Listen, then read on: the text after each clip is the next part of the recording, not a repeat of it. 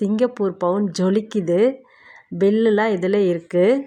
ஆனால் சிங்கப்பூர் எழுத்தில் எழுதியிருக்கு, படித்தாலும் நமக்கு புரியல.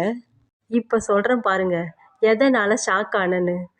என் சைஸுக்கு வளையல் வாங்க சொன்னால் அவரு கை சைஸுக்கு வளையல் வாங்கிக்கிறாருங்க. இதை நான் எப்படி போடுறது சொல்லுங்கள்? கொஞ்சம் கூட தடுக்காமல் போயிட்டு வருது பாருங்கள் வளையல். இதை போட்டானா கீழே தாங்க விழும். இதை போட்டுக்கிட்டு நடந்தாக்கா.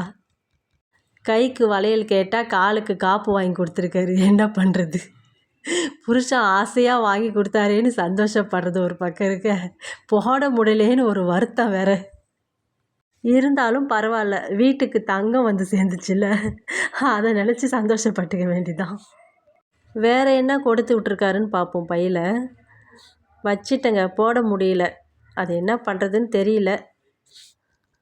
ஆஹா, தைலம் வாங்கி கொடுத்துருக்காருங்க. தைலம் இல்லை சுத்தமானு சொல்லியிருந்தேன்.